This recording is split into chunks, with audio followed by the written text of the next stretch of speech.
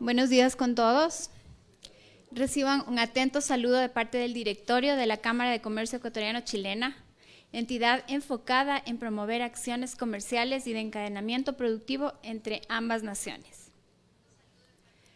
Próximos a cumplir 45 años de creación, la Cámara de Comercio Ecuatoriano-Chilena celebra este primer evento, parte de una agenda anual de actividades programadas para socios y amigos bajo su nueva directiva. Acorde a la visión establecida en el Plan Estratégico 2022-2026 de posicionar a la Cámara de Comercio Ecuatoriano-Chilena como referente de intercambio comercial binacional, promoviendo la sostenibilidad, competitividad y eficiencia de sus grupos de interés y de sus socios, hoy contamos con la presencia del economista Roberto Salas, quien abordará una temática clave para el desarrollo de las actividades productivas bilaterales que la Cámara de Comercio Ecuatoriano-Chilena busca impulsar. Saludamos la presencia de distinguidas autoridades, el señor Juan Pablo Iriart, ministro consejero de la Embajada de Chile, el señor Edgar Brito, agregado de negocios de la Embajada del Canadá, ex viceministros, socios y amigos del capítulo Guayaquil que nos acompañan a través de la plataforma de Facebook que permite compartir esta ponencia en vivo. A los estudiantes de diferentes universidades que se han unido desde Quito, Cuenca y otras ciudades del país. Amigos todos de la Cámara, sean bienvenidos. Damos paso al señor Fernando Benalcázar, presidente del directorio de la Cámara de Comercio Ecuatoriano-Chilena, para abrir el evento. Fernando. Recibámosle con un aplauso, por favor. Buen día con todos, bienvenidos todos. Para mí, como flamante presidente de la Cámara de Comercio Ecuatoriano-Chilena, tal como lo describió Nidian, este es un primer evento de una serie que queremos hacer a lo largo del año. Es un incentivo para aquellos amigos que nos están viendo ahorita, que no están presentes aquí por el tema de COVID, pero en nuestra plataforma Facebook, una invitación a aquellos que todavía no se han unido para que lo hagan a lo largo de este año. La Cámara de Comercio Ecuatoriano-Chilena ha sido clave en los años 90 y en los años 2000. En todos estos procesos de comercio, de diálogo, de intercambio comercial, y estamos a las puertas de que sobre esa base lleguemos al acuerdo de intercambio comercial Ecuador-Chile, que esto es algo trascendental para la relación comercial de los dos países, porque simple y llanamente en pocas semanas, cuando entre en vigor, habrá más de 1000 productos ecuatorianos que continúen y unos nuevos llegando a Chile con cero arancel. Y de Chile prácticamente el 99.3% de ellos también llegarán al Ecuador sin arancel. Eso es algo espectacular, que complementa la existencia de varios inversionistas grandes chilenos. Hay muchos proyectos de inversión ejemplares en el Ecuador que muchos no conocemos. Yo he tenido que aprender en estas pocas semanas al frente de la Cámara unos datos de lo más interesantes y pensamos en nuestra página web comenzar a contar las historias chilenas de éxito en el Ecuador. Mucha inversión y ese interés de crecer persiste. Y es por eso que el día de hoy tengo el placer de darle la bienvenida a Roberto Salas. Nos acabamos de conocer físicamente con Roberto, teníamos las mejores referencias de él, amigos mutuos y su trayectoria. Su trayectoria también incluye haber sido exitoso en Chile, en la industria maderera. Y está al frente un hombre de absoluta confianza, es de dominio público del señor presidente de la República, que le ha pedido, y creo que a mediados de noviembre aceptó el reto, porque es un reto, yo ya lo viví y aquí tenemos un par de viceministros más. Sabemos el reto que es estar en el gobierno, no es fácil, y está al frente como secretario técnico de asociaciones público-privadas y de gestión delegada. Cabeza de una entidad adscrita a la presidencia de la República, y él hoy día nos compartirá su visión, nos comentará a dónde podemos llegar en el tema de las inversiones y aquellas atractivas para el crecimiento futuro económico del país y en este caso a través de la Cámara con énfasis a la relación Ecuador-Chile. Bienvenido, Roberto. Listo.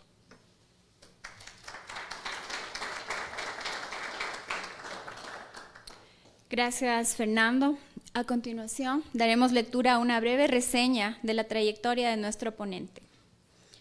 Comenzamos diciendo que la Secretaría Técnica de Asociaciones Público-Privadas y de Gestión Delegada, creada el pasado 19 de noviembre, está dirigida por el economista Roberto Salas de manera ad honorem. Esta Secretaría Técnica, adscrita a la Presidencia de la República, como lo mencionó Fernando, tiene como objetivo facilitar y mantener la inversión privada a través de proyectos públicos privados.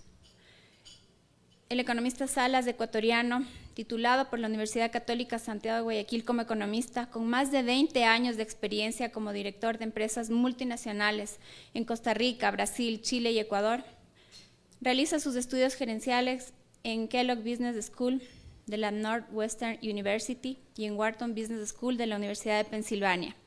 Cuenta con un MBA en la Escuela Superior de Administración de Empresas ESADE de Barcelona, España, y de la Universidad Adolfo Ibáñez de Chile.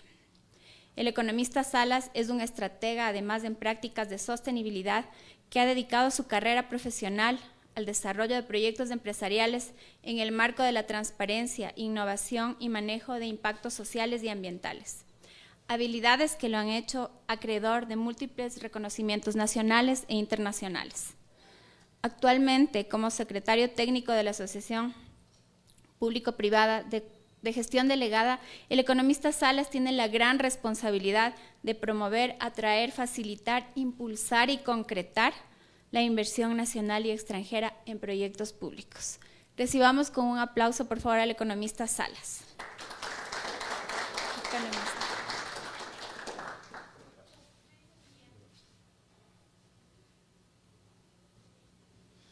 Bueno, muchas gracias, muy buenos días. Yo con Chile tengo una relación especial, a veces se me sale un acento medio chileno todavía, porque mis últimos 11 años de carrera profesional los pasé en Chile. Y regresé al Ecuador en abril del 2019. Y bueno, el destino me abrió una oportunidad de servir a mi país, a mi vuelta. Y estoy muy entusiasmado con eso, sobre todo apoyando a un liderazgo ejercido por el presidente, que nos tiene muy motivados e inspirados en un proyecto país de un cambio fundamental, no solamente en el modelo económico, sino también en el modelo social, y que nos permite tener la oportunidad de contribuir a un Ecuador de futuro. Yo cuando estaba pensando, bueno, ¿qué sería lo más, cuál sería el mejor enfoque para hablar del nuevo modelo de las asociaciones públicas privadas, o como le dicen en Chile, los modelos de concesiones hacia el sector privado? Y definí ayer en la noche que era mucho mejor, en vez de dar contextos, ir al grano de lo que hoy está que es el contexto del nuevo esquema regulatorio, de la nueva ley que se está proponiendo hoy en día, y creo que puede ser de mucho más utilidad y mucho más actualizado que hablar de temas más de las políticas o de la estrategia, porque de alguna forma, hablando de la ley, vamos a hablar obviamente de la estrategia y de los esquemas que queremos hacer.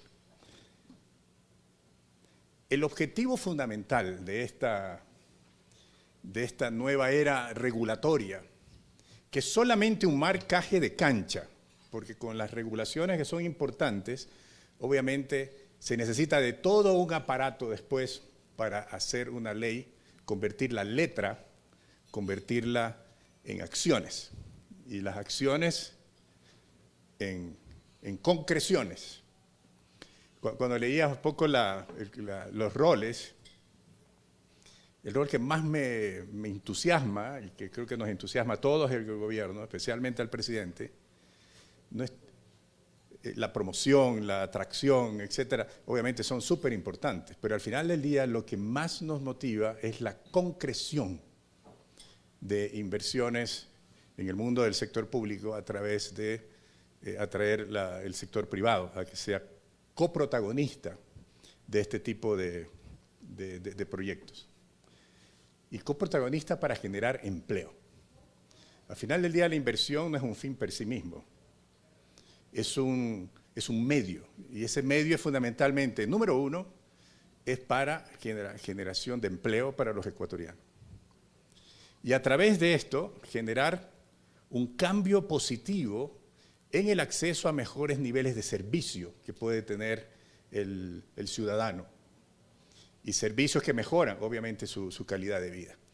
Ese norte, esa estrella polar para lo cual estamos aquí, es siempre necesario ponerlo ante nuestros ojos, sobre todo para ganar la motivación y la convicción que tanto se necesita en temas que no son fáciles, que son difíciles de hacer, muchas veces con resultados que no se dan de forma inmediata, pero que hay que perseverar en el camino para poder demostrar y hacer cosas puntuales.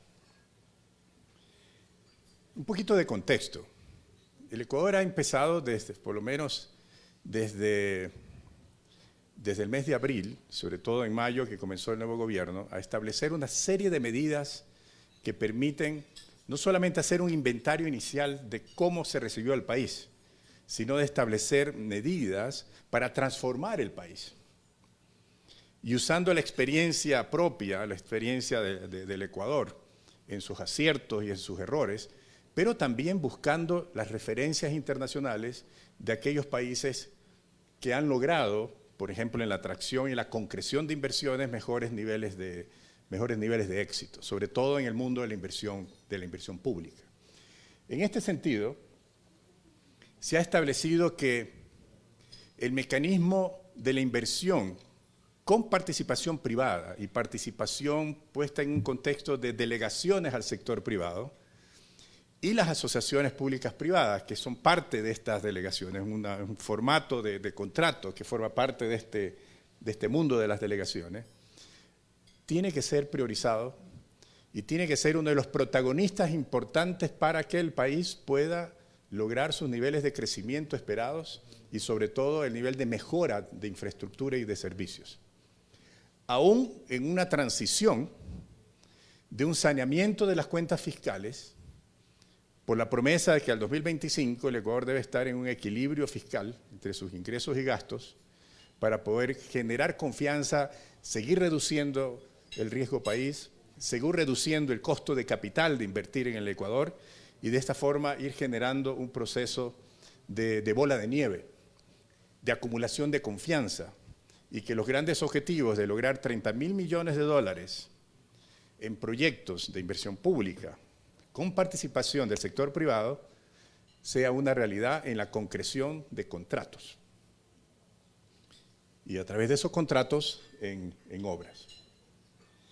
Hay una forma importante de decir, bueno, ¿cómo lo logramos?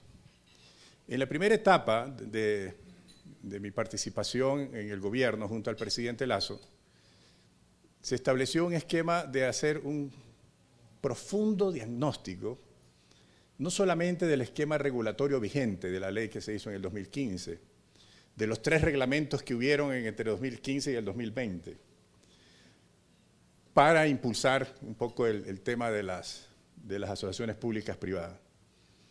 Y luego establecimos también una evaluación muy objetiva del esquema institucional. ¿Y por qué hablo de ley y de instituciones? Porque la ley es letra.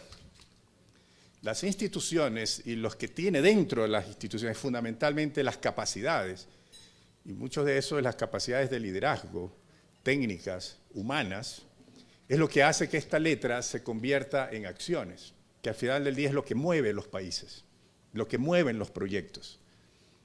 Y lo que vimos es que efectivamente la ley, si bien había sido una ley que generó 5 proyectos, desde el 2015 al 2017, 5 proyectos de APPs, o Asociaciones Públicas Privadas. Sin embargo, en los últimos 4 años no se movilizó un solo proyecto. Y la pregunta es ¿por qué? Y eso es algo que hoy en día, que estamos un poquito más con el perfil más alto para explicar el tema, sale en casi todas las intervenciones. Y aquí hay un análisis, no me quiero dedicar a eso para hablar más del futuro, pero es fundamental establecer de que las APPs fueron enfocadas más como un incentivo, sobre todo incentivos tributarios. Cuando en el mundo estos proyectos no se mueven fundamentalmente por los temas de incentivos tributarios. Siempre son importantes, pero no es la motivación fundamental. La motivación fundamental está en la calidad de los proyectos, y cuando digo calidad, es la fundamentación de los proyectos, su capacidad de establecer los riesgos y sobre todo su capacidad de distribuir los riesgos de una forma bien estructurada, ya que se trata de contratos a 30, 35, a veces 40 años. Y por lo tanto el tema de la predictibilidad, el tema de la seguridad jurídica, el tema de la capacidad institucional para resolver una serie de elementos que ocurren en el largo plazo, y en un largo plazo incierto, es súper importante para respaldar la atractividad de un proyecto que en el documento puede ser atractivo, pero que en la ejecución, cuando se hace la profundización del análisis, un inversionista o un financista fundamentalmente, tiene que generar cierta atractividad. Y además de eso, el esquema es que la ley que está vigente desde el 2015, es urgente una modernización porque el reglamento es mucho más completo que la propia ley. Y eso al minuto, cuando comenzamos a hacer ese análisis, los expertos nos decían, no puedes establecer confianza en un esquema de contratos de largo plazo en función de reglamentos, porque los reglamentos son decretos ejecutivos. Y los decretos ejecutivos, así como se hicieron, pueden esfumarse o cambiarse en una noche. Mientras que las leyes tienen mucho más fortaleza, mucho más estabilidad, es mucho más complejo de establecer este tipo de cambios. Sin embargo, decimos, ¿vale la pena el esfuerzo de hacer una modernización regulatoria, de hacer un cambio importante en la institucionalidad frente a todos los obstáculos que pueden haber? Y la respuesta es que, sin lugar a dudas, es que sí. ¿Y por qué? Porque el Ecuador tiene una enorme oportunidad cuando uno compara la inversión en infraestructura, por ejemplo, en el Ecuador, con respecto a otros países o a la región. Pensando en eso, dale por favor, en el Ecuador hay cuando uno compara el esquema de la inversión pública con participación privada, o concesiones, o el mundo de APPs en su forma más genérica de hablar, con respecto a otros países, los países que tomamos como referencia, en primer lugar Chile, no porque yo tenga un sesgo con Chile, sino porque efectivamente Chile ha hecho un trabajo en esto que no ha sido fácil, que se han cometido errores, pero ha generado al final del día una evolución y una concreción de resultados. Establecieron su primera ley de concesiones, que fue establecida ya en el año 93. En el año 93 el Ecuador todavía no tenía ni siquiera una primera concesión en términos de carreteras, que fue el primer esquema, que se comenzó en el año 96. Pero a lo largo de los años ha podido concretar casi 20.000 millones de dólares con contratos, que seguramente estos son datos del 2019, probablemente esto ya superó ese esquema, en sectores en los cuales estos modelos de delegación o concesiones han sido un poco más naturales de poder establecer por algunas razones. En el caso de Brasil, un país mucho más grande, obviamente ha tenido también una evolución en este sentido, pero cuando uno mira en el caso de Perú, el caso en la siguiente página, el caso de Colombia y el caso de México, todos han tenido una serie de desafíos. No hay ninguna excepción que uno pueda decir que ha sido un proceso de una nube rosada. Todos han tenido tropiezos, han tenido esquemas. Pero para el Ecuador, que tiene todavía un nivel incipiente en esto, uno de los grandes elementos es que además de tener un potencial, podemos tener un proceso de aprendizaje rápido, capturando las mejores prácticas en nuestra regulación modernizada para poder mejorar y acelerar la construcción de las obras en este sentido. Ahora, cuando vemos en el caso de Ecuador y comparamos con los esquemas de infraestructura, hay un indicador que es súper interesante. Dale el siguiente, por favor. Y es que cuando tomamos el índice del infrascopio, que es un observatorio que mide un poco el esquema de la eficiencia en la creación de infraestructuras en función de algunos ejes, el Ecuador está en el puesto 12 de Latinoamérica de alrededor de 29 países. Y obviamente estar entre la mitad, con un desempeño un poco mediocre, es algo que a algunos nos jala para decir esto, tenemos que hacer cosas importantes para estar en el top, al menos en el top 5 de esto, en el esquema. Y el otro punto que tiene que ver con la oportunidad es con relación a la inversión de infraestructura. El Ecuador tiene en promedio, calculado por instituciones multilaterales, un nivel de inversión de infraestructura mucho más bajo de la media latinoamericana.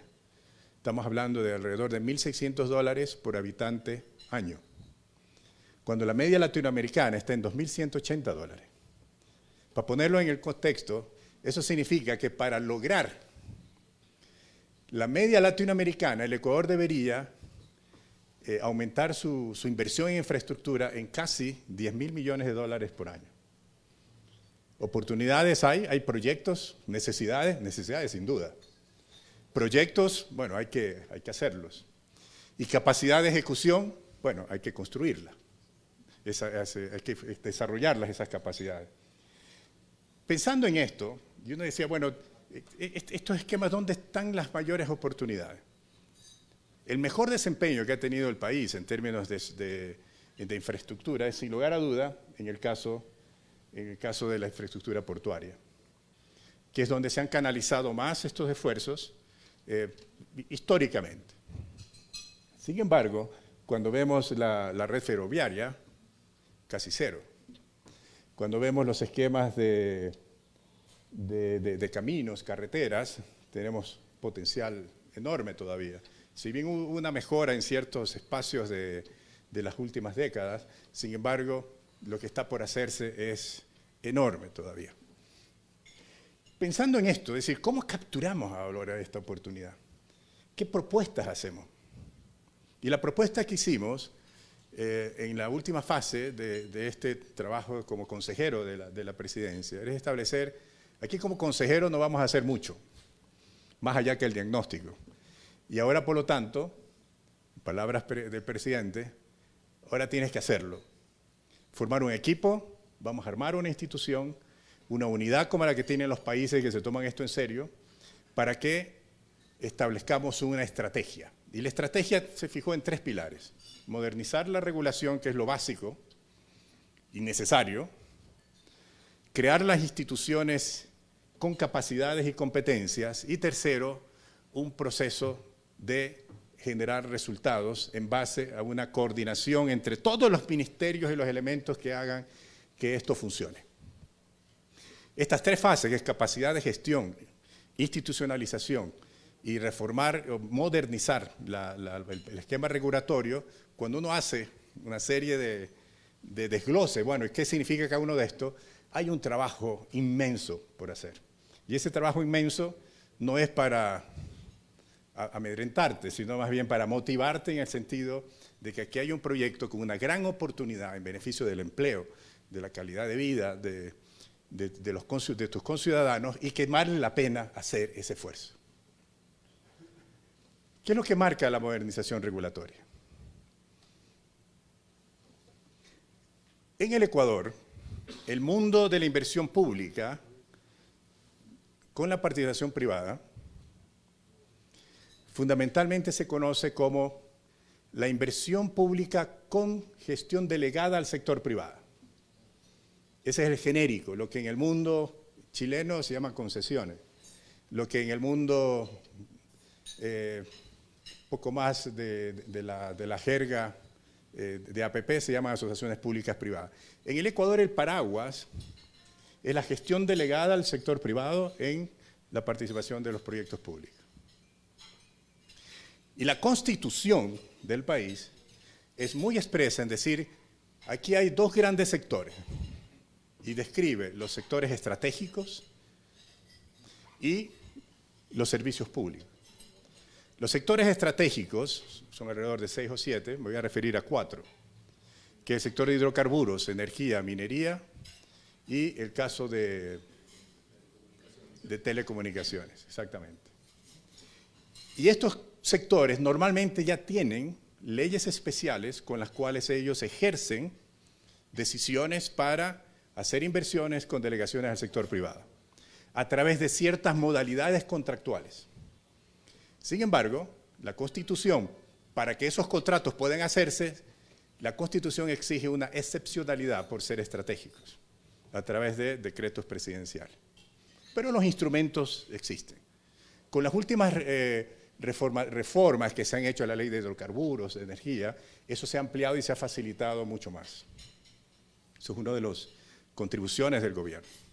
Ahora, estos contratos, pueden ser contratos de participación, contratos de servicios, títulos habilitantes, concesiones administrativas, concesiones mineras, etcétera, están normados y en el contexto de esta ley, esas normas no son modificadas para dar cierta continuidad en este esquema, pero sí establece una nueva forma de planificar, de priorizar, de transparentar y de permitir acompañamiento en un registro único, en una plataforma que se implementaría para que todos los proyectos con participación, con delegación al sector privado, sean estos del sector estratégico u otros servicios públicos, estén en una misma plataforma para ganar mejoras en la priorización, en la planificación de compromisos estatales frente a esos contratos y, por otro lado, mejorar la transparencia y el acompañamiento que la Secretaría APP y Gestión Delegada hace para hacer que las cosas funcionen mejor. En los otros sectores o servicios públicos, en los cuales no existen regulaciones propias para delegación, sino que se usan normativas secundarias o decretos ministeriales para poder establecer estos mecanismos asociativos, en caso que esas inversiones se quieran hacer con delegaciones al sector privado, solo en ese caso, van a tener hoy en día una ley que soporte la forma en que ellos van a ejercer esas delegaciones, que son los contratos APPs, o los contratos de asociaciones públicas privadas, que le permite establecer sus procesos de una forma más robusta en base a una ley y no a normas secundarias o terciarias, y por otro lado, establecer un proceso que está atado a las mejores prácticas regionales y mundiales respecto a temas de mejorar la agilidad de los procesos, la calidad de los proyectos y la robustez de los contratos para que se pueda capturar el valor de estas obras en el largo plazo. Ahora, esta promesa que estamos haciendo, ¿cómo la convertimos realmente en realidad en este marco de que esto pueda ejercer?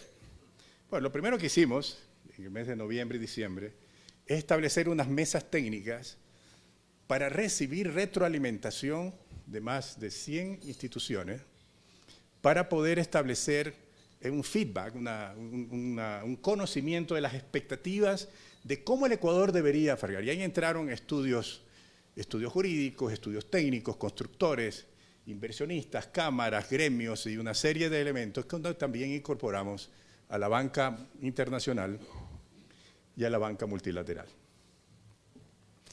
Y con esas informaciones comenzamos a establecer qué es lo que podría establecer un nuevo esquema.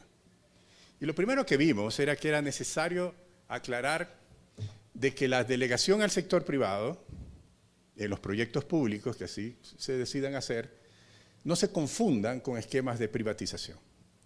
Que yo creo que en este foro no tengo que explicarlo mucho.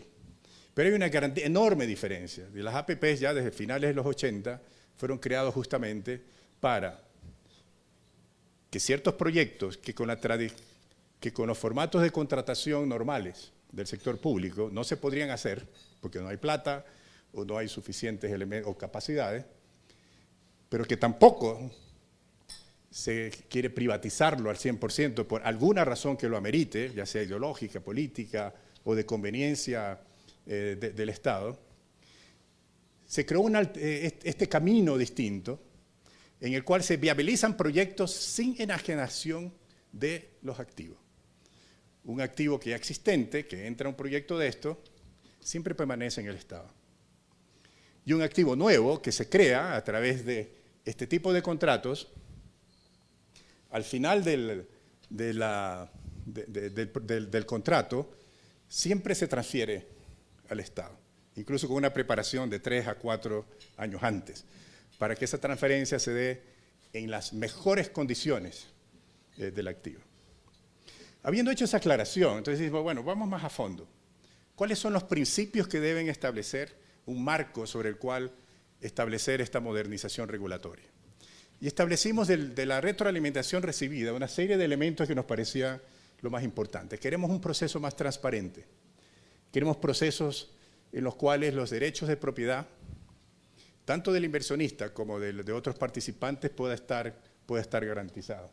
En donde exista un esquema importante respecto a la rendición de cuentas, respecto a la reducción de la discrecionalidad, respecto a que esto no quede solo en letras muertas, sino que haya instituciones que hagan que esto funcione con una orientación de resultado. Que haya una suficiente consistencia entre los compromisos que toma el Estado y su capacidad de enfrentar los compromisos, que es uno de los temas más importantes que encontramos en las fallas del modelo actual. Muchas veces hay compromisos en contratos que el Ministerio de Finanzas, que es en última instancia, o de Hacienda, en última instancia el que lo paga, que ni siquiera lo tenía en su conocimiento, cuando ya la ley anterior establecía la necesidad de tener aprobaciones de Hacienda o de Finanzas para confirmar los compromisos. Eso es una falla de la ley anterior, probablemente no de la ley, pero sí de su capacidad de establecer mecanismos institucionales y de capacidades que permitan garantizar esa consistencia, que hoy lo estamos arreglando. La generación de competencia, el esquema de garantizar la calidad de proyectos. El mundo no come ni se genera empleo para tus ciudadanos con buenas ideas o con perfiles de proyectos de 2 páginas. Esto es cosa seria y por lo tanto esto se ejecuta a través de estructuración de proyectos basados en estudios lo más profundo posible que generen confianza desde la estimación de demanda futura, del uso de la infraestructura o del servicio, y a prueba de modificaciones posibles que no solamente son posibles, sino que van a ocurrir. En la incertidumbre, lo único cierto es que va a haber cambio. Y por lo tanto, los contratos tienen que hacerse cargo de mecanismos que permitan cierta predictibilidad en la incertidumbre. No de cosas exactas, pero sí de mecanismos que ayuden a resolver diferencias de cómo manejar puntualmente cada incertidumbre de hoy y certezas de mañana que afectan a los contratos. Pasando de principios a los temas concretos, establecimos que habían 2 grandes áreas que trabajar. Primero, cambios fundamentales en el manejo y regulación de la gestión delegada en su contexto más amplio, en todos los sectores, estratégicos, servicios públicos, etc. Y luego específicamente en aquellos sectores en los cuales no habrían regulaciones y que tendrían que usar la modalidad de contrato APP. Cuando vimos, bueno, en la parte transversal de cualquier esquema, ¿qué es lo que debemos incorporar para que haya algo más consistente, genere más confianza y eficacia en este esquema? El primero es establecer procesos de planificación y de priorización de proyectos que permitan tener en una sola plataforma una síntesis de los compromisos que toma del Estado y una también síntesis de la orientación de los proyectos priorizados con las necesidades públicas y con la estrategia priorizada por parte del gobierno. Ese proceso no existe hoy en día. La ley anterior no se hace cargo de eso. Y por lo tanto, una de las grandes diferencias de esta ley incluso con respecto a otros países, es la forma holística e integral en que estamos viendo el desafío de la participación privada en los proyectos públicos, empezando por el proceso de planificación plurianual para poder establecer un mejor dominio y control en las decisiones. Luego es mejorar la transparencia de todo esto, de que esto no sean secretos de instituciones, sino que los proyectos priorizados entren en un registro único, manejados por la Secretaría de Gestión Delegada y APP, que nos permita ayudar al gobierno central, sobre todo al presidente como líder, a los ministerios, a los inversionistas e incluso al público, de cuáles son los proyectos que están priorizados para los próximos años. Y que un inversionista pueda tener acceso a la información y que el gobierno publicite la información inclusive, sobre todo cuando se acercan los momentos de las licitaciones de los proyectos para que poder tener convocatorias lo más amplias posible. El otro tema es una seguridad jurídica, que creo que es fundamental, que es de darle a todas estas iniciativas un marco regulatorio del primer nivel, de tal forma que le da al inversionista o al financista o a los grupos de interés que están involucrados en el proyecto mucho más certeza de en dónde se está pisando en este tipo de iniciativas. Y el tema de la sostenibilidad fiscal es fundamental. Al final del día, la credibilidad que crea el gobierno es cuando los compromisos que adopta respecto a los contratos los cumple. Y la forma más básica de que cumplirlo es haber participado en la planificación y en la aprobación de los proyectos, sobre todo en el caso de Hacienda, que es uno de los elementos y aspiraciones del Ministerio de Finanzas que me parece sumamente lógico y recomendable a la vez para generar reputación de seriedad frente a los grupos de interés, sobre todo de los concesionarios. Cuando vimos, bueno, estos son grandes avances para este tema, ¿cuáles deberíamos hacer ahora para la modalidad más particular de los contratos APP? Y aquí establecimos lo mejor que se puede establecer a estas alturas, con la experiencia propia y experiencias ajenas, pero aterrizándolo a nuestro momento en el Ecuador. Y establecimos aquí que es importante comenzar por ofrecer mecanismos alternos para evitar que las diferencias se conviertan en conflictos muy rápido.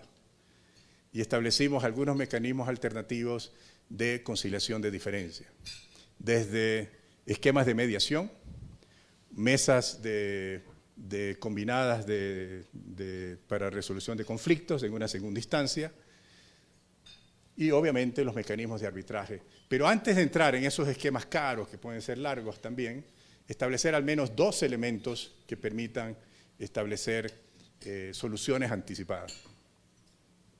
Alternativamente a eso, en la Secretaría, cuando estábamos diseñando el esquema, vimos un modelo de un país pequeño de Asia, efectivamente Corea del Sur, el cual establecían un rol en la oficina que maneja este esquema, que lo llama como un ombudsman del inversionista, que era como un protector del proceso del inversionista, antes y después de que se consigue el contrato. Nosotros lo adaptamos acá, en la Secretaría de APPs y Gestión Delegada, como un protector de la inversión, no necesariamente del inversionista, porque la inversión tiene que ser interesada no solamente al inversionista, sino también al Estado y a los otros que están.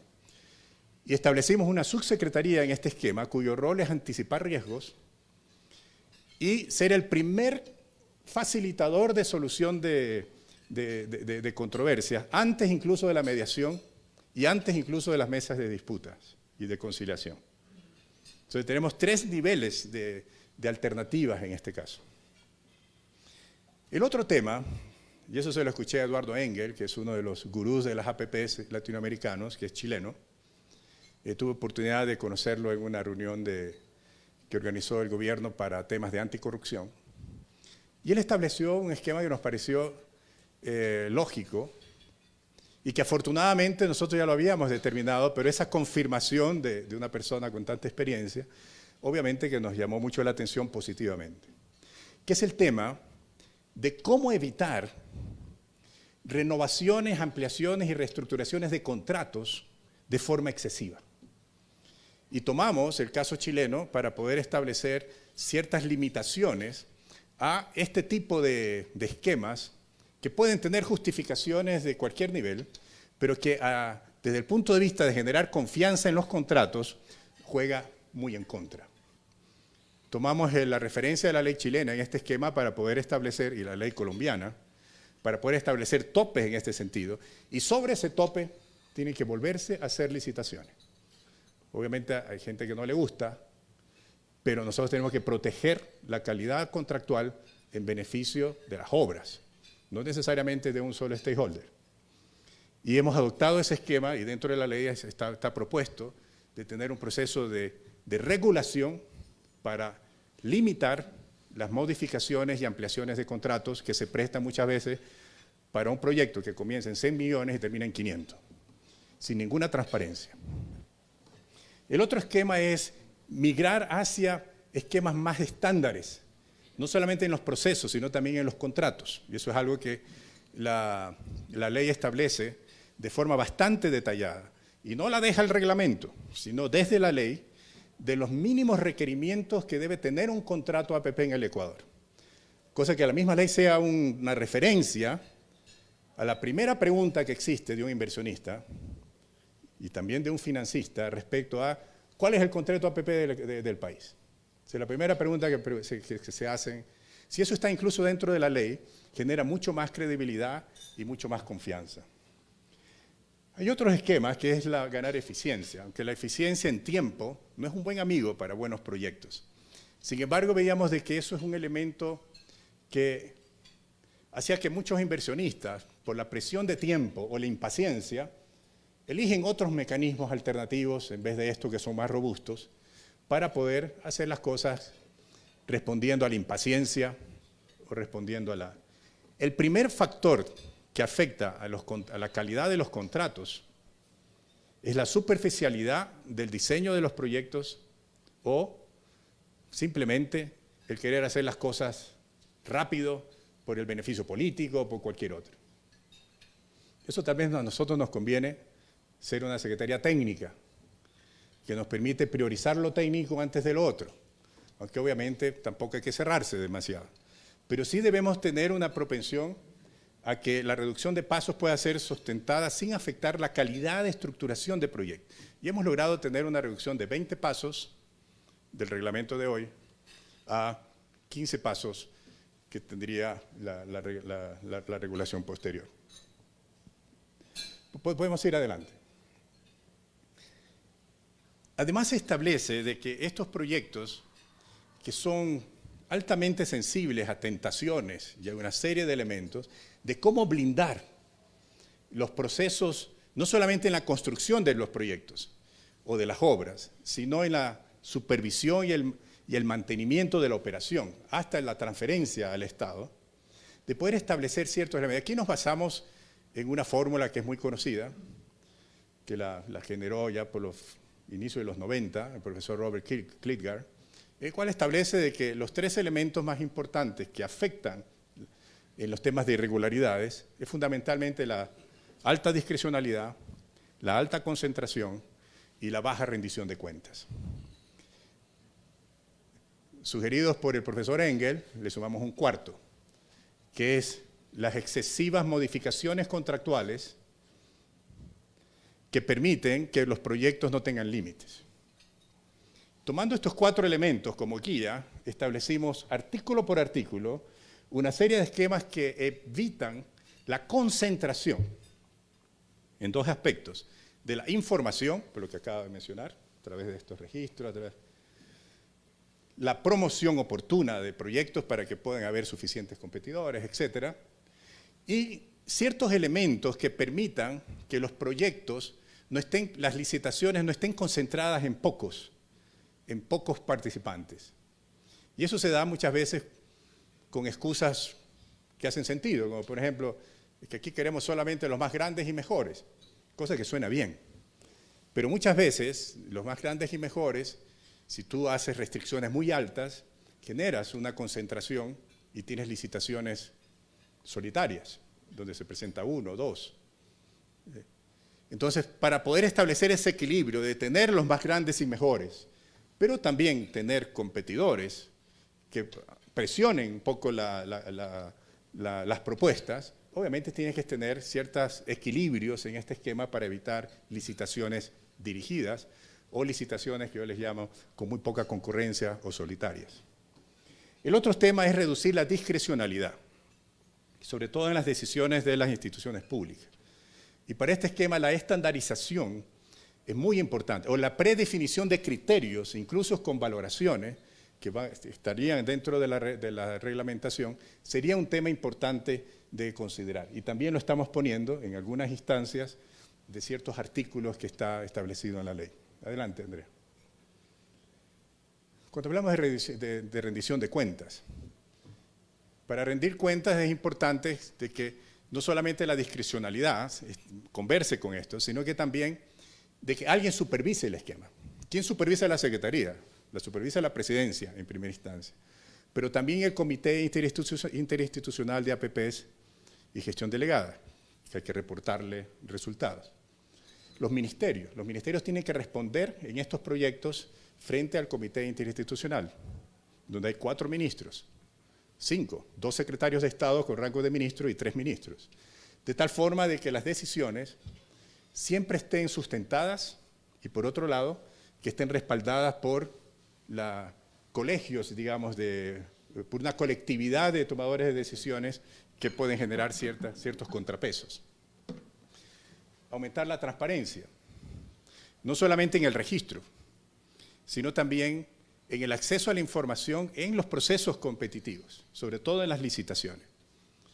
No es suficiente tener acceso a la información. La información, además de ser accesible, tiene que ser promovida, tiene que ser publicitada, para que la gente sepa, o los actores sepan que la información existe, para que puedan tener la accesibilidad.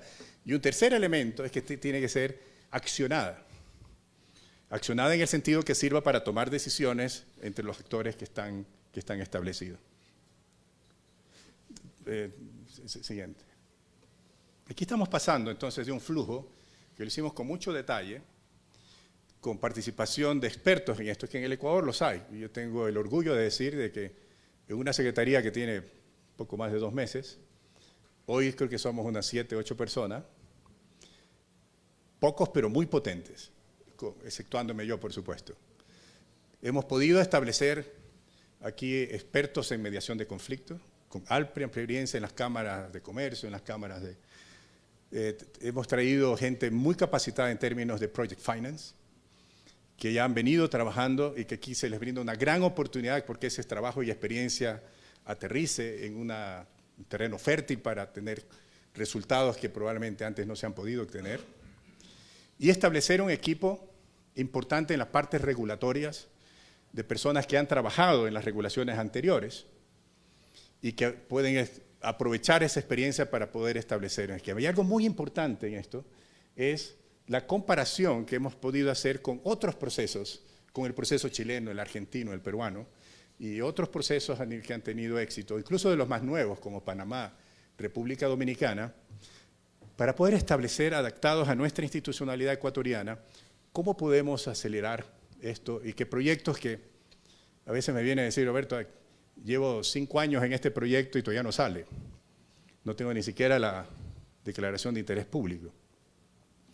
Bueno, nosotros quisiéramos tener un esquema en el cual, desde que se identifica una necesidad y un proyecto hasta que sale a la licitación, se termina la licitación y se firma el contrato, que es cuando se da el inicio de obra, puede estar entre 9 y 12 meses, en los casos más simples, los más pequeños, de menos riesgo y demás, o autofinanciados, etcétera, hasta un máximo de 24 meses máximo, en los más difíciles que tienen temas de expropiaciones o otros temas que son necesarios de hacer, a 30 meses para poder establecer resultados. Habiendo dicho eso, y después de esta optimización que estamos hablando, aquí lo importante es al final, adelante Andrea, es poder establecer de que todo esto nos lleva a un propósito. El propósito es generar empleo, generar servicios que al final del día decanten un mejor bienestar de los ecuatorianos. Pero esa cadena de efectos no es fácil de lograrlo sin tomar las decisiones. Creemos de que si queremos impulsar las inversiones públicas, ofreciendo una modalidad efectiva en este sentido con la participación del sector privado, es fundamental darle credibilidad. Y una forma importante en eso es que los procesos sean más convincentes, que los procesos estén respaldados por contratos bien hechos, cuya fuente, una de las fuentes importantes es la calidad de la regulación, de una regulación primaria. Esa es la importancia que queremos convencer no solamente a la Asamblea, sino también a la ciudadanía, que hay que dar los pasos necesarios, hay que arreglar la casa, modernizar las regulaciones, crear las instituciones, traer la gente con capacidades técnicas para que estas instituciones funcionen y hagan que la ley no solo camine, sino que corra y que al final del día se sientan los beneficios de una estrategia país con respecto a este mundo de inversiones. Ese es nuestro propósito, estamos muy motivados a hacerlo, pero necesitamos el apoyo de todos. Así que para eso estamos. Muchas gracias.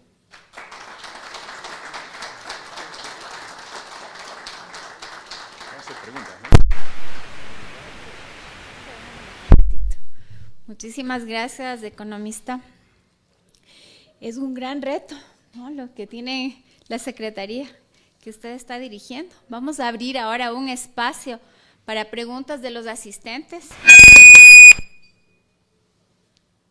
La propuesta ha sido clara y seguramente tenemos muchas dudas que el economista nos puede solventar en este momento. Tenemos un micrófono, ¿sí?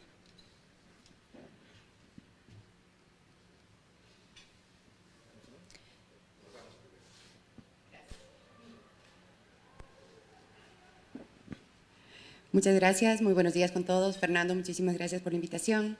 Señor secretario, buenos días. Susana Naranjo, de Petroenergía, le saluda. Una consulta. Esta secretaría que usted está dirigiendo al momento puede recibir propuestas desde el sector privado para que sean incluidas como parte de la cartera de asociaciones público-privadas. La respuesta es que sí.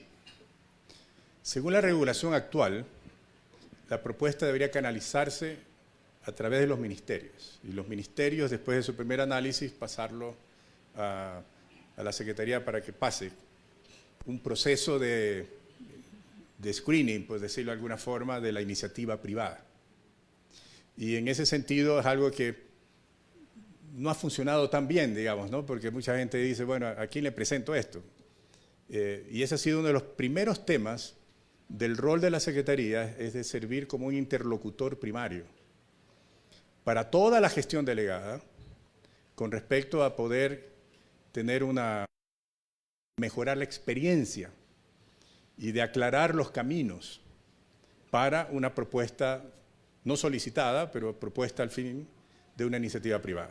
De hecho, hemos recibido, no sé cuántas, ya había más de 200 visitas de todos los sectores, y les damos el tiempo un poquito para orientar, para establecer si su proyecto cumple con los requisitos o cuál es la mejor estrategia para tener un approach más efectivo frente a las instituciones. Y eventualmente, en caso que lo podamos hacer, cuando vemos de que hay se puede canalizar esto a las instituciones, eliminándole el vía crucis del inversionista, que muchas veces incluso tienen tecnologías para más de un sector. Yo diría que casi la mitad de las personas o de representantes de empresas que hemos recibido normalmente tienen soluciones para al menos 2 a 3 sectores. Una de las recomendaciones incluso más frecuentes que nosotros hacemos es, oiga, usted que tiene 6 iniciativas en 5 sectores distintos, focalícese en una, máximo 2, porque no va a poder hacer las 6 o 7. Elija por dónde está su mejor competencia, su posible mayor impacto, y vamos probando para establecer cierto esquema de experiencias y también de desarrollar capacidades. La nueva normativa cambia un poco eso y establece de que abre a la Secretaría como una instancia de poder recibir los perfiles iniciales, para que haciendo un escrutinio al inicio se le pueda dar un feedback de devolverlo o canalizarlo con la entidad delegante para que haga su primera exposición.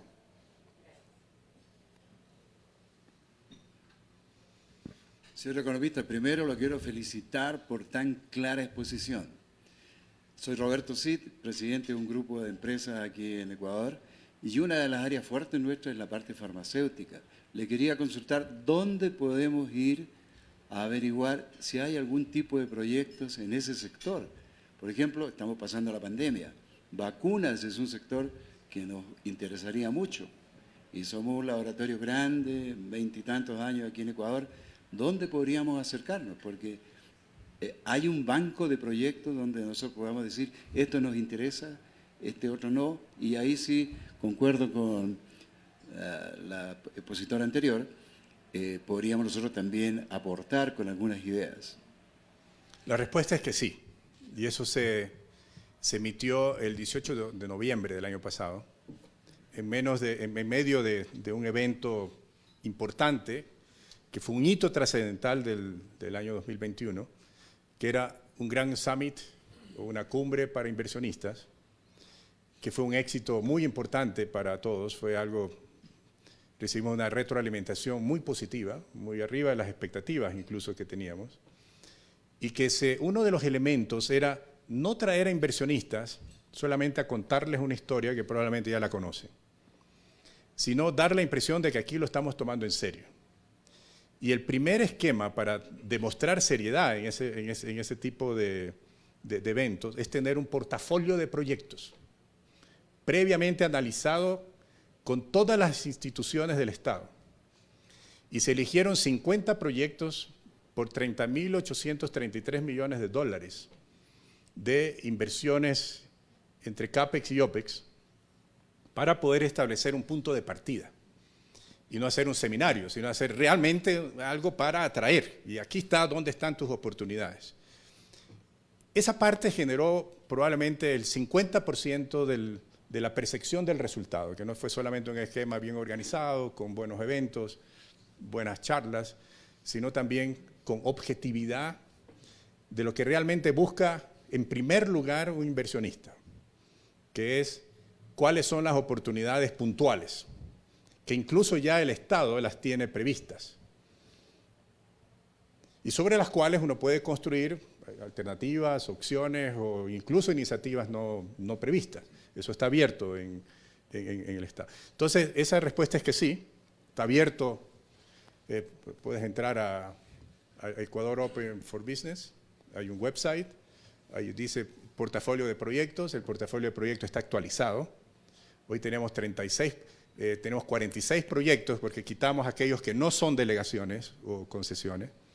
Nos quedamos exclusivos con esto. Y cada mes, aquí el amigo Felipe Altamirano, que es el subsecretario de acompañamiento de proyectos, es el encargado de mantener eso actualizado. Esos son fichas técnicas de 2-3 páginas de cada proyecto.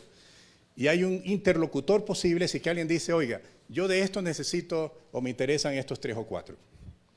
Entonces uno se acerca a la Secretaría y aquí Felipe establece los contactos para el interlocutor en el Ministerio del Ramo para que pueda profundizar.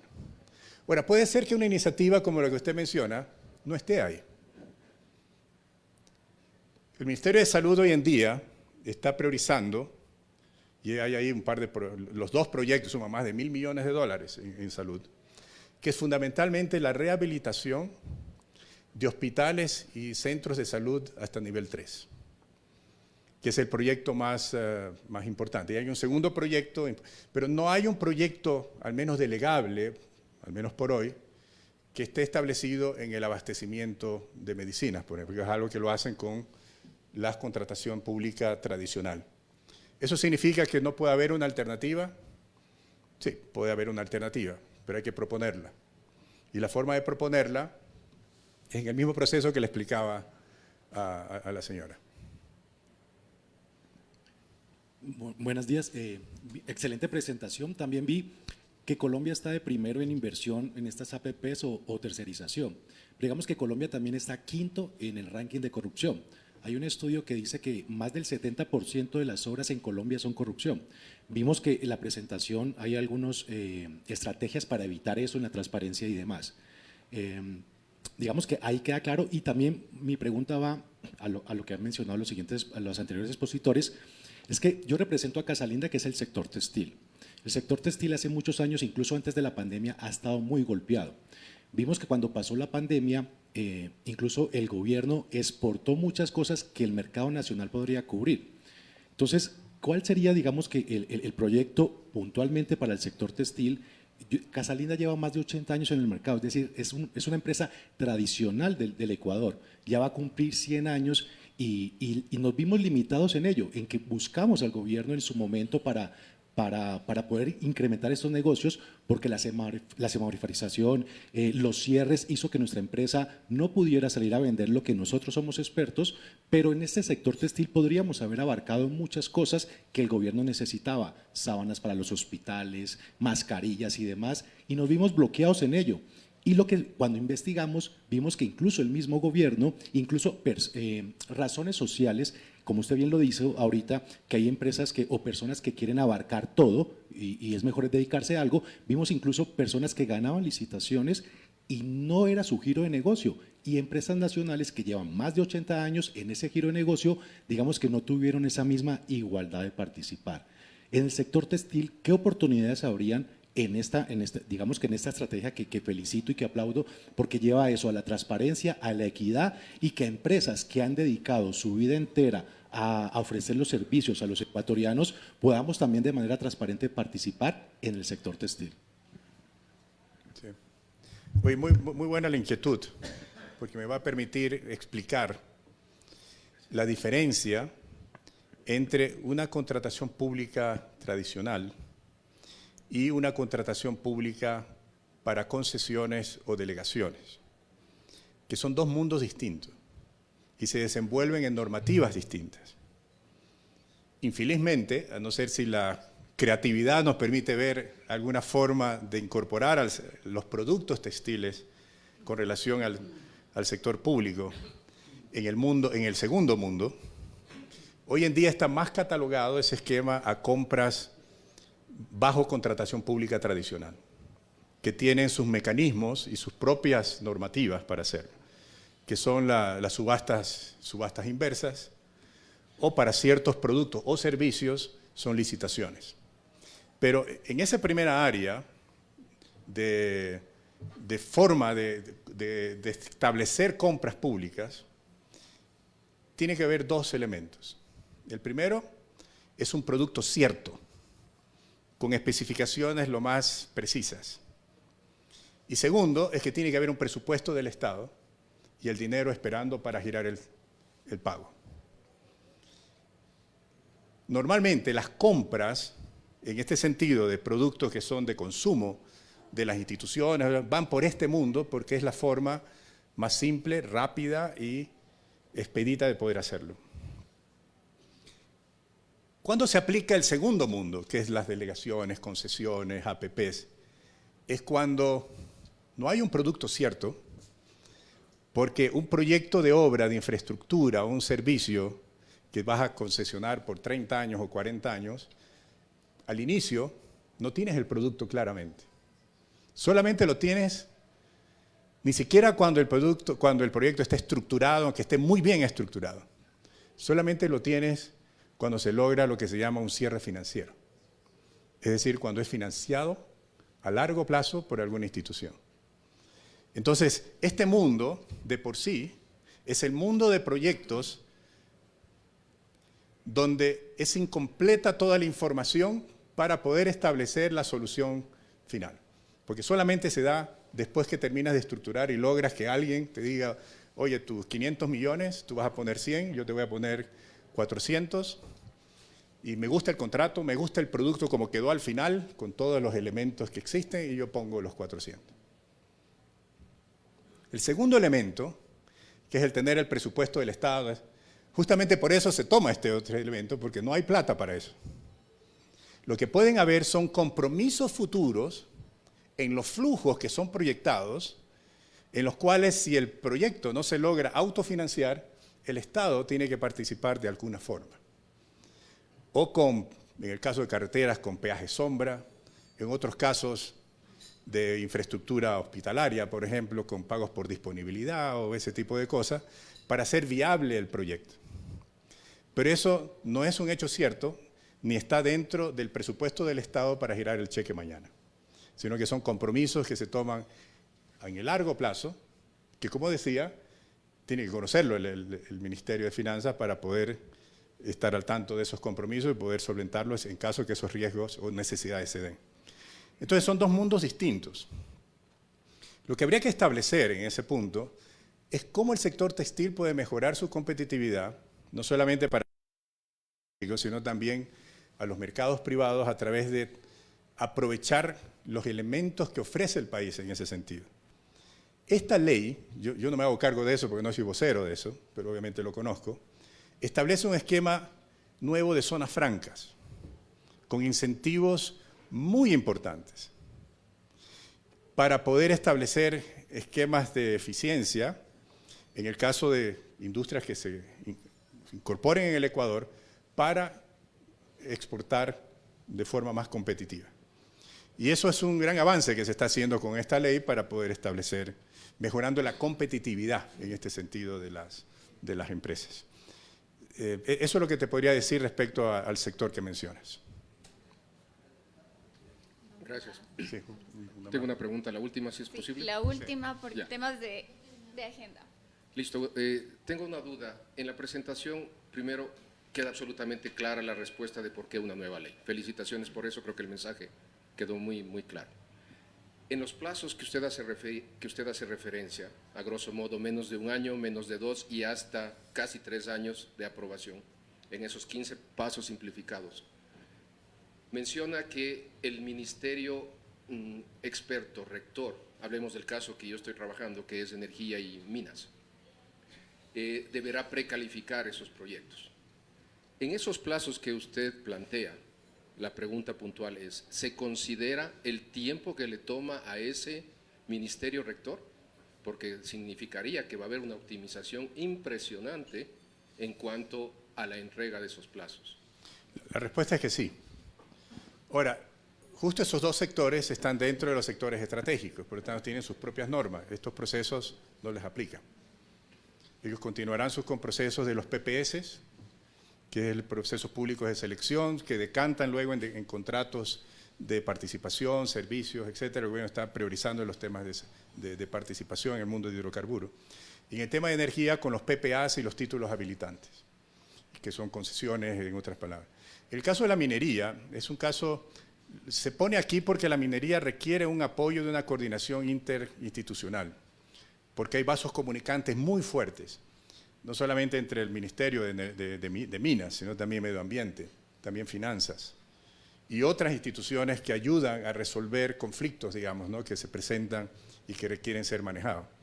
Nosotros tenemos allí un rol de coordinación interinstitucional, participamos un poco por tener la virtud, digamos, de tener de ser un observatorio un poco en el acompañamiento de proyectos.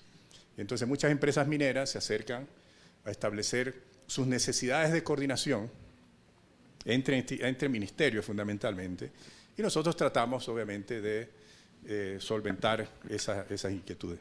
Pero el caso de minería tiene sus propias normativas para sacar sus concesiones y manejar esos esquemas, que tampoco están afectados aquí. Lo único que sí se les va a afectar es que todos los procesos, ya sea del catastro minero nuevo o del actual, van a tener que ingresar en el registro para tener un seguimiento de qué concesiones asignadas duermen, cuáles concesiones asignadas avanzan, cuál es el monto de inversión que esas concesiones de exploración o de exploración avanzada comienzan a tener ya niveles de inversión importantes, y cuánto una concesión de exploración se convierte ya en una industrialización, para poder monitorear los flujos de inversiones. De hecho, en el caso de minería y energía, en estos dos sectores, según el pipeline que tenemos para este año, son los protagonistas. Porque los otros proyectos obviamente son protagonistas porque en energía hay 3 proyectos que están por firmarse contratos muy pronto y hay otros 3 proyectos en licitación. Entre ambos suma alrededor de 1.800 millones de dólares.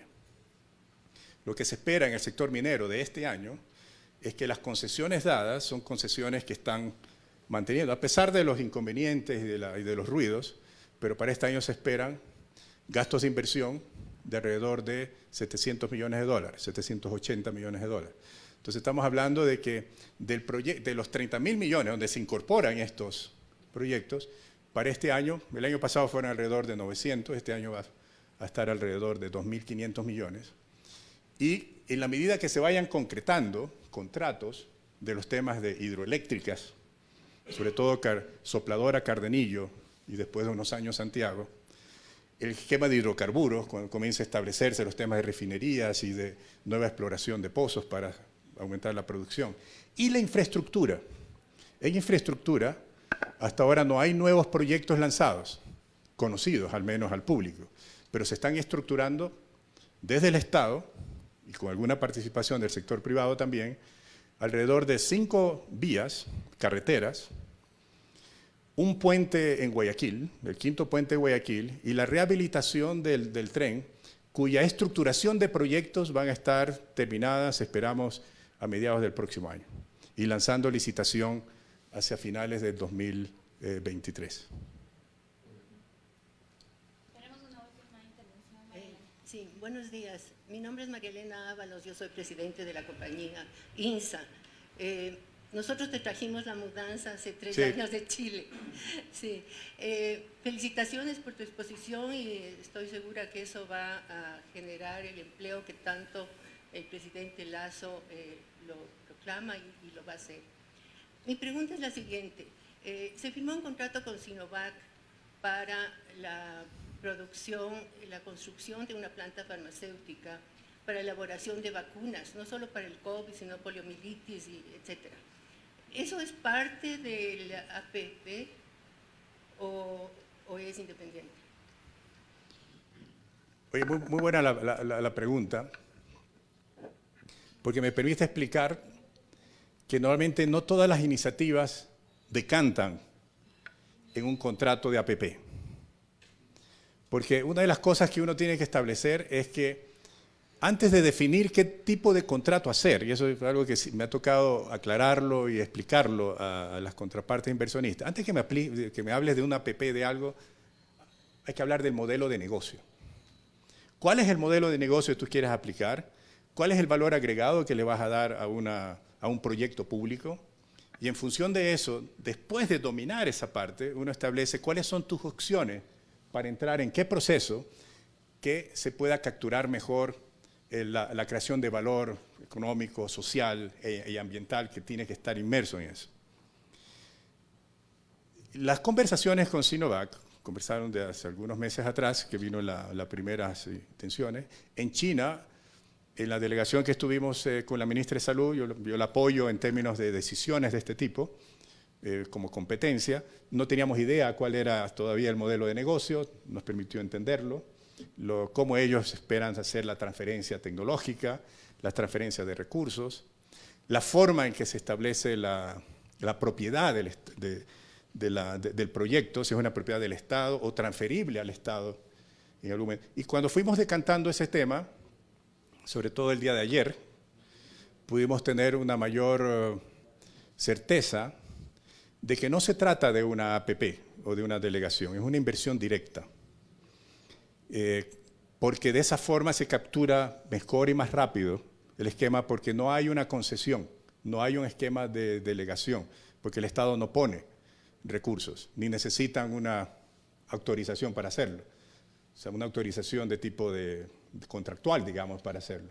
Es una actividad que lo pueden hacer. Lo que sí necesitan es ciertos elementos complementarios, y para ello, ayer no se firmó un contrato, sino fue un acuerdo de cooperación técnica que facilita en su segunda fase una construcción de una fábrica de vacunas bien ubicada para beneficio, en primera instancia, de la ciudadanía, de los ecuatorianos, y en una segunda instancia para exportación. Entonces se habló de temas de ubicaciones posibles, se habló de temas...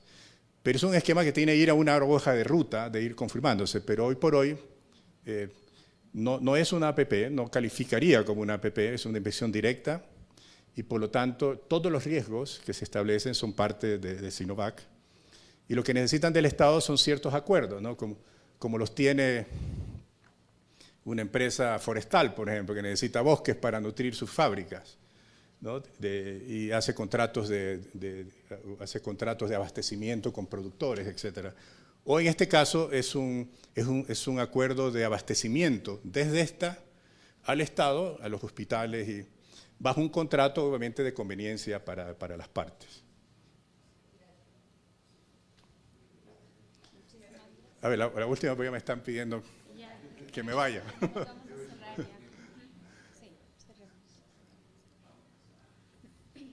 Bueno, buenos días con todos. Felicitaciones por la presentación, señor secretario. Mi nombre es Diana Ruiz, represento a la empresa Telconet Latam.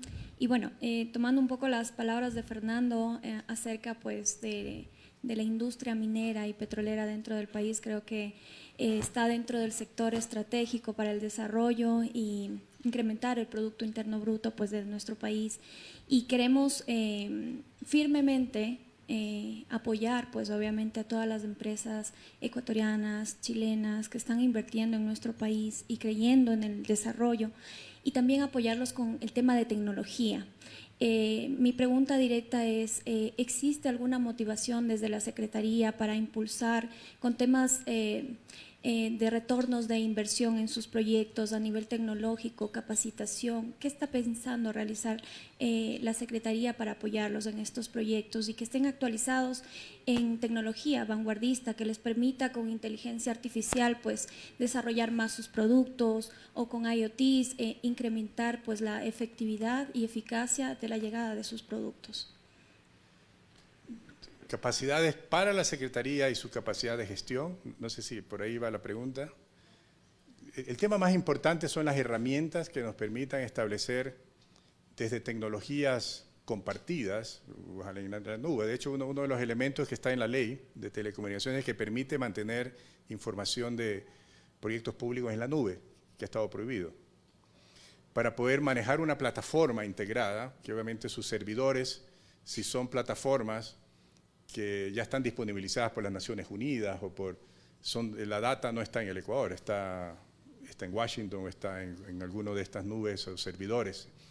Y eso nos va a permitir establecer una posibilidad de mejorar nuestra capacidad de gestión.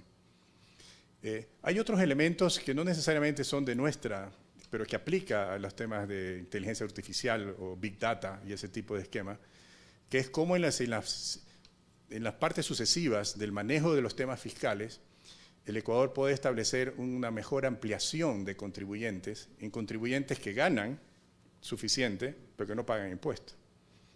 Y esos cruces de información requieren mucha tecnología, que hoy el Estado no la tiene, o que la está procurando tener para ampliar la base y poder mejorar sus ingresos sin necesidad de aumentar impuestos. Eso, por ejemplo, es un esquema que ya están trabajando otros países. El Ministerio de Finanzas creo que está súper interesado en eso. Igual en el tema del comercio exterior.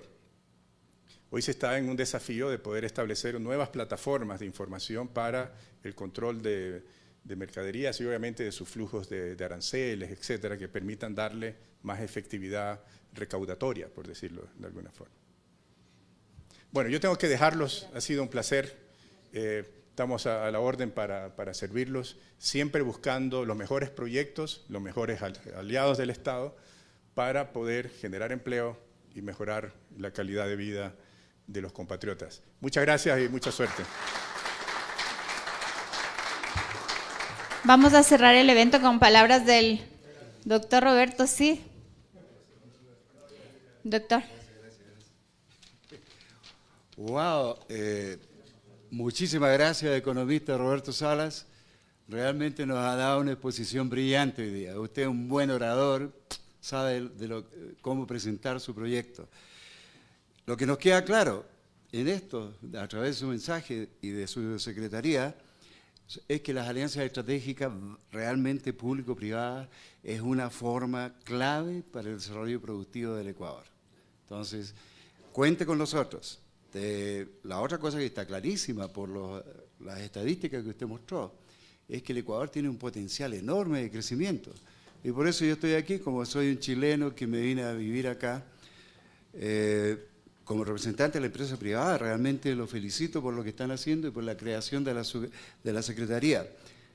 Vamos a darle a usted todo nuestro apoyo a través de la Cámara Chileno-Ecuatoriana, binacional. Hay momentos muy buenos para el Ecuador y estamos agrupando a un selecto grupo de empresarios que van a ser socios de esta Cámara. Y vamos a empezar a crear proyectos, como le decía yo, en todas las áreas, energética, farmacéutica, textilera, qué sé yo, en conjunto con usted, en el Estado. Lo que sí esperamos, y eso sí le va a tomar la palabra, es que el marco legal que rige todo esto sea cambiado, porque lamentablemente en los últimos hay ejemplos que no son tan buenos. Y lo voy a mencionar uno sin decir nada más, Yachay, mal ejemplo.